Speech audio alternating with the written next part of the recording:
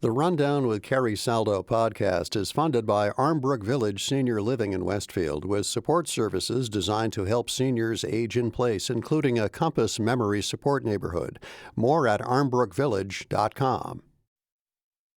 You're listening to 88.5 NEPM, NPR News and Local Perspective for Western Mass.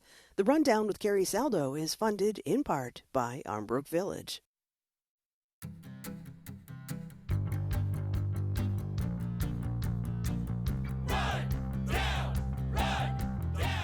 This is The Rundown, your weekly news and review from Western Mass.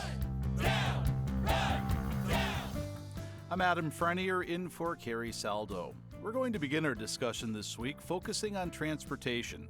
Recent comments made by Massachusetts Transportation Secretary about expanding highway tolling to areas near state lines caused a stir on Beacon Hill. We'll get into that in a moment and take a look at the latest on possible expanded passenger rail service between Western Massachusetts and Boston.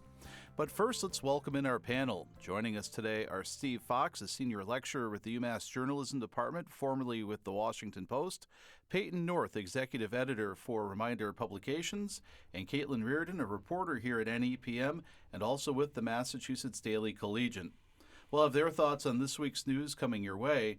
And if you have thoughts on what we're discussing or a question for our panel, email us at therundown@nepm.org.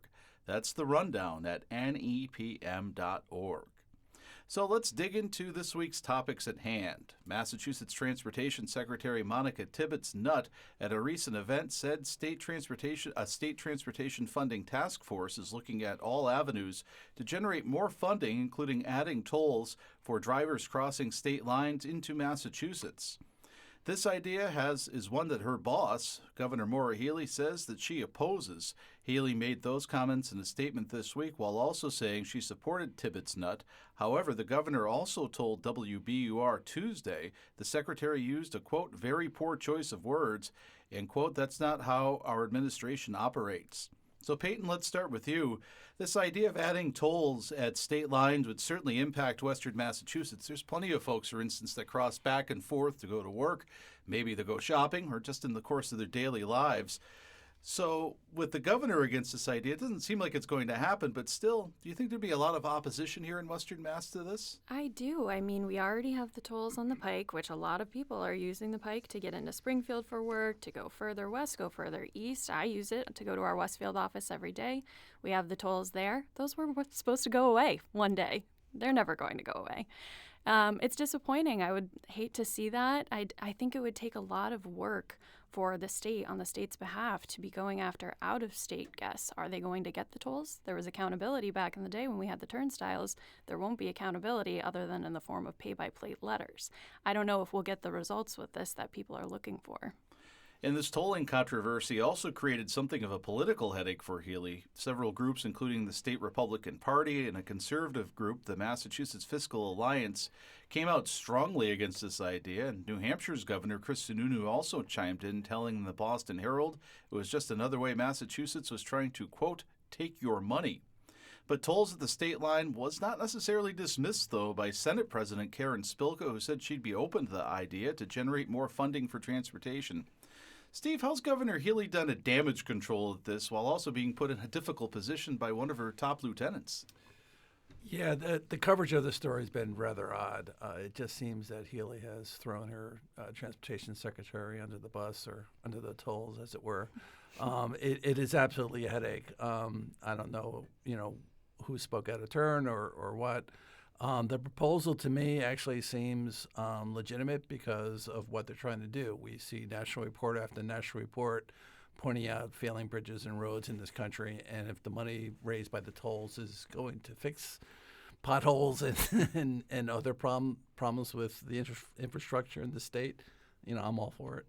And let's look at the larger picture for a second. As Steve mentions, Massachusetts has been struggling to find more money for transportation infrastructure. And that even goes from many regional transit agencies around here saying they need more funding. The MBTA obviously has its share of issues in the Boston area. And as Steve mentioned, there's a lot of things like maintaining bridges and roads. I'm going to get to all of you on this, but Caitlin, I want to start with you. What should decision makers in Massachusetts be doing to try to generate more money for all of these things?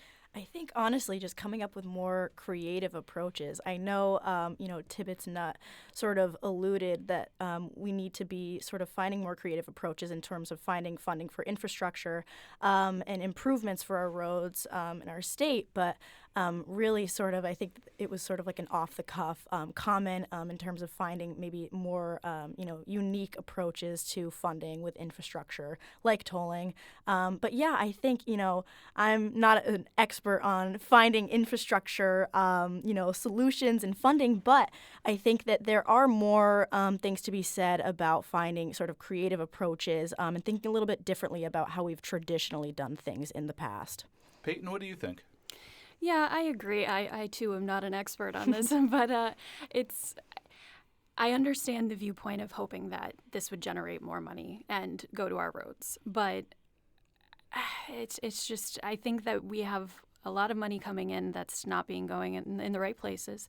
And there's a little bit of mismanagement there. And so maybe we should be looking at the money that we are currently getting in and refocusing where that money's going to and figuring out how we can best be spending it.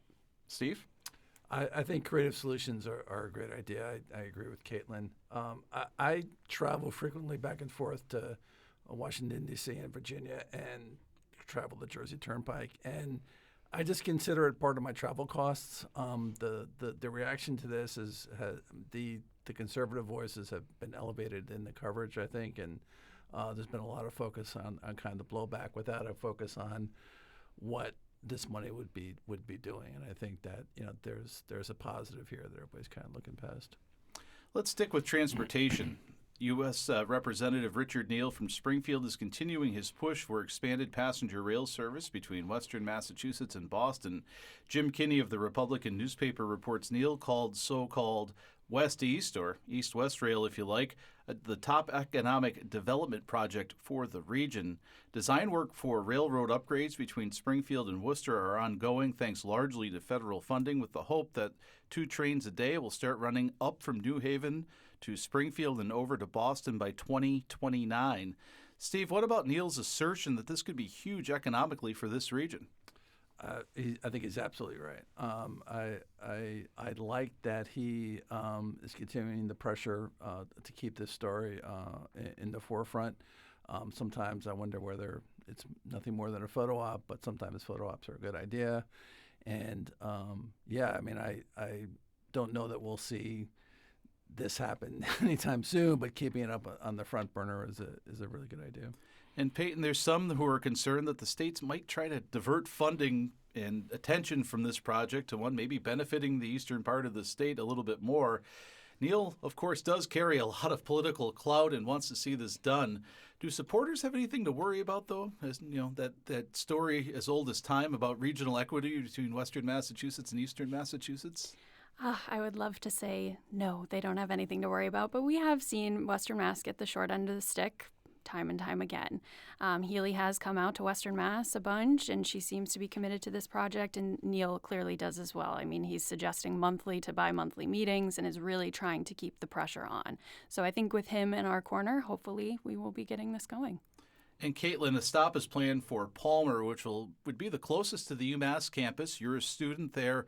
Do you think eastward trains would be something that would be popular among those who attend UMass and live in the eastern part of the state? Definitely. I think especially post-pandemic, people are just looking for convenience. We're sick of driving. We want a more convenient way to get down to Boston and to travel to other places too, just in general. But college students, we always want convenience. So I think this train definitely, you'll see not only at UMass, but just as far as the 5 colleges go, a lot of students will be using that train. Eventually when it comes, we could be seeing, the full implementation of this, as far as 20 years down the line. But I think it would be really, really beneficial to students just because, we don't want to take the bus every time we want to go to Boston. It's annoying, it's inconvenient, and it's just not super fun. And Steve, we'll get into this a little bit more in the next segment, but there's also the environmental impact as well, as trying to get more cars off of the Mass Turnpike, which already is choked with traffic at a lot of spots as well. Which is, absolutely a good development. And I mean, train travel is growing in popularity. I think a lot of it would come down to the cost, especially for college students. But the environmental impact is another positive. Still to come on the rundown, Earth Day was Monday. We'll take a look at a proposed solar array project in Springfield, which is drawing concerns from one state lawmaker, and dealing with flooded basements with more frequent and severe weather events. We'll be back in a moment. This is the rundown on NEPM.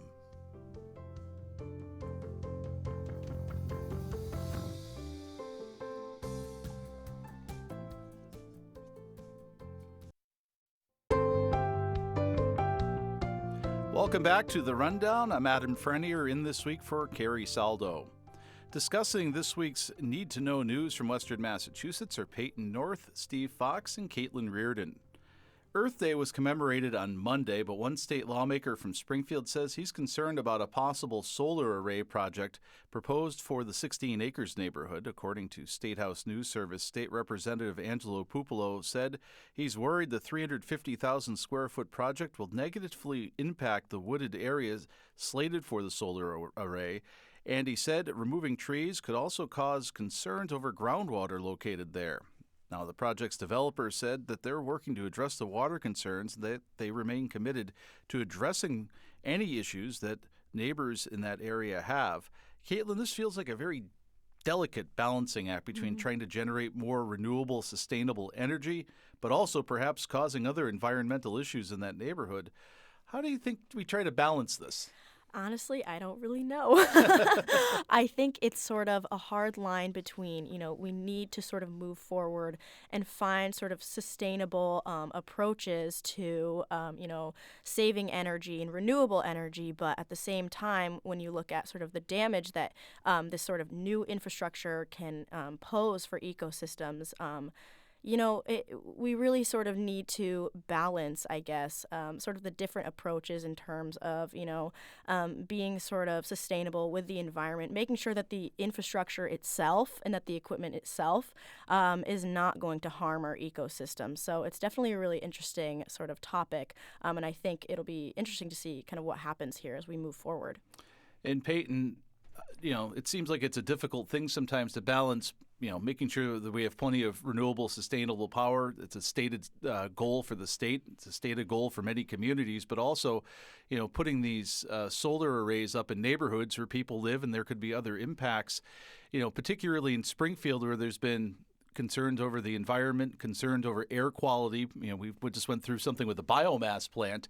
It seems like this one, again, is hitting home. And maybe just talk a little bit about where this neighborhood is and how it could impact it. Yeah, absolutely. It's funny. I asked one of our managing editors who lives in that neighborhood about the project because I actually hadn't heard all that much about it. And he said, you know what? Me either. There hadn't been a lot of chatter in his neighborhood about it. Now, people are, of course, aware, but he hadn't gone to a meeting about it. He hadn't heard.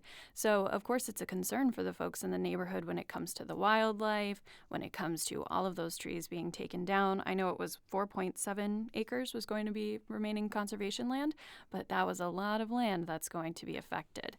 So I can't really blame the folks, especially people who are not abutting the property, but pretty much being upset by it. Steve, when it comes to adding more solar power to the electrical grid, should the focus maybe be on these big arrays or perhaps outfitting more homes with their own rooftop solar or things like that? I think that's a good idea as well. I mean, I think with anything, anything in life, it's a cost-benefit analysis. What is the cost versus the payoff? And so the long-time positives of solar power are there. If the goal here is to make sure that there's no damage to the environment and make sure that that's accounted for, great. But if it's with the idea of killing the project, then I would have problems with that.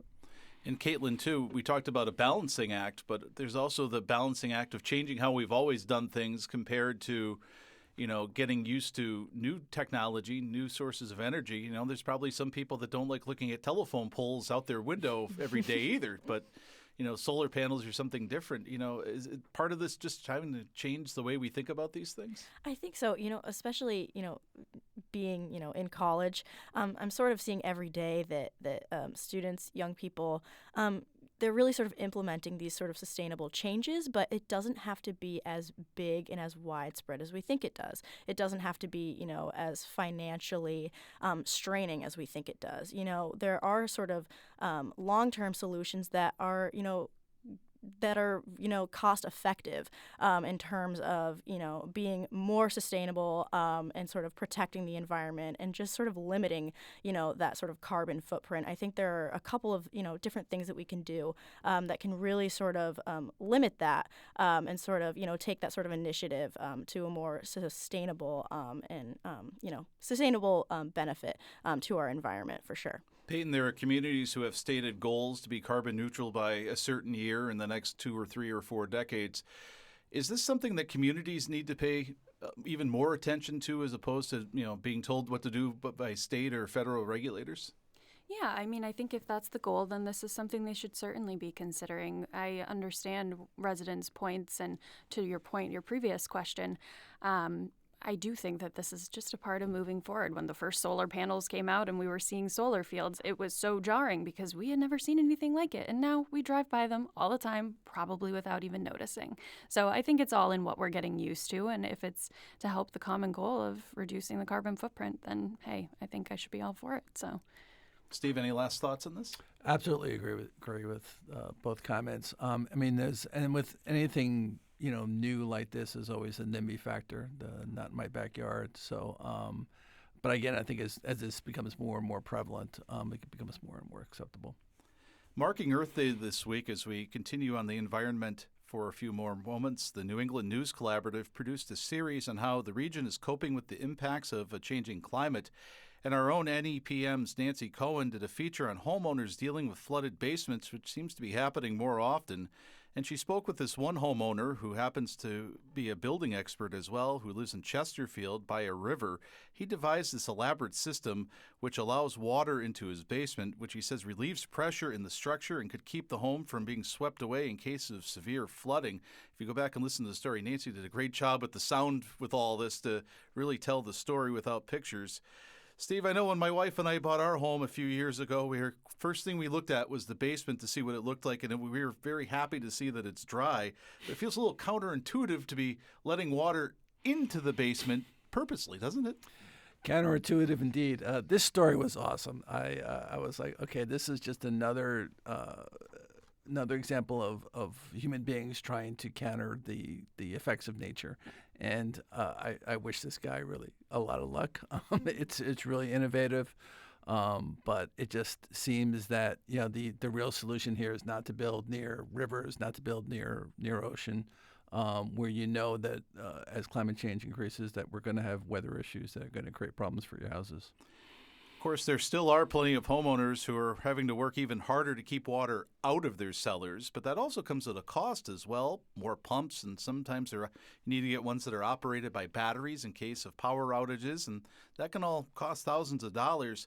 Peyton, should the state or maybe the federal government consider something to help people financially or having to deal with this or other climate-related issues? Yeah, I could absolutely see that being considered. I mean, I grew up in a home where we have a sump pump in my parents' basement. My dad installed it. He has it looks like a well, and you hear it running. And like to the article's point, it mentioned, you used to have a dry spell in the winter, kind of. You weren't hearing the pump running. Oh, I heard that pump running all winter this year. So I can certainly understand these things are expensive, the equipment is expensive, and it's necessary. Otherwise, we had to redo our whole basement a couple times because of how high the water was getting. It was absurd. And we don't live near bodies of water.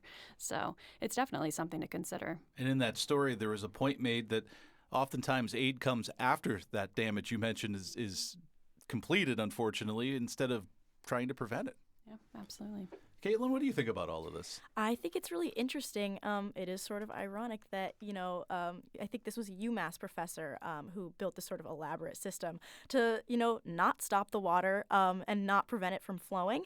So I think, again, talking about creative approaches to things, I think it's really interesting that, maybe it's not so much as what we think it is as far as keeping water out. I also do believe, it does seem like there aren't any sort of like federal or state, funding solutions or anything sort of to keep flooding from, damaging preventatively. So it would be interesting to see if any sort of legislation could be passed to, not have it to be after the fact, after, families and houses go through, flooding damage, so that, maybe you could see some funding to perhaps help preventatively. I think that would be a great solution as well and really help a lot of families out in Massachusetts.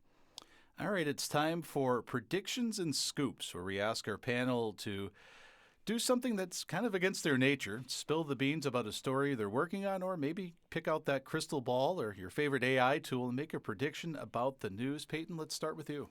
As far as scoops, so we have weekly newspapers, so we have a little bit more time. We're not on the daily grind, but it's not necessarily a scoop, so I'm kind of cheating a little bit. But we're working on our Summer Impact Project. It's a publication that comes out every summer. We just started it last year, so this will be our second one. And the editors and I, a couple days ago, went over a bunch of leads, and we're working on more regional stories that we don't really get the opportunity to often do.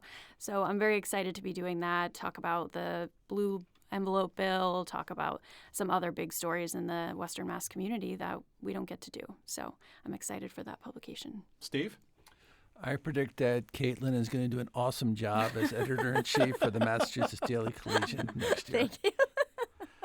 Well, that's not exactly going out on a limb now, is it? Caitlin, of course, you not only report with us, but you are involved with the Massachusetts Daily Collegian, the student newspaper at UMass Amherst. Congratulations, first of all, on that promotion coming in the fall. Tell us about what you're working on here, there, or anywhere. Yeah. So at the Collegian, this year it's been really exciting. We've kind of expanded our ad revenue on our website, so that has allowed us to, open a lot of different projects as far as reestablishing our print presence on campus. So right now, I'm currently the head arts editor. I'm working basically front to back on an arts magazine. So really, sort of, we've seen like this financial, not freedom exactly because we don't have all the funds in the world, but a little bit more financial leeway to sort of produce, semester magazines for each of the different sections like news, sports, opinion, arts.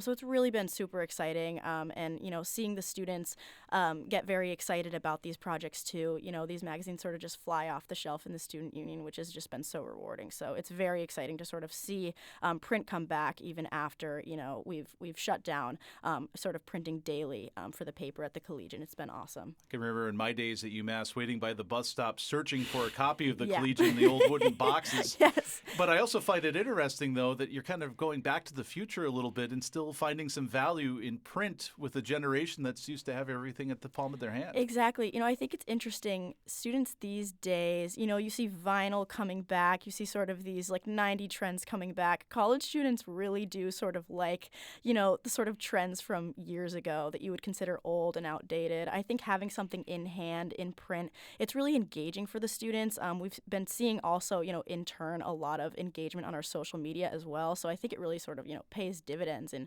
sort of reaching all corners of the campus community. So it's been very exciting to see. And not only that, just for our reporters and our writers as well, it's really rewarding to see something that you've worked so hard on, come to life in print with a spread in color designed. So yeah, it's been great. First vinyl, maybe next 8 tracks. Yeah. My thanks to Steve Fox, Peyton North, and Caitlin Reardon, our panel for today. Remember, if you have any questions about this week's news, feel free to email us at therundown@nepm.org. The Rundown theme is courtesy of the Love Crumbs. Our director is Tony Dunn, and our board operator today, Kara Foster. Production assistance by Bart Rankin, Chuck Dubé, Phil Bishop, and Betsy Lankto. And production support in digital, courtesy of Hayu Siriwan. You've been listening to The Rundown. I'm Adam Frenier. Thanks for joining us.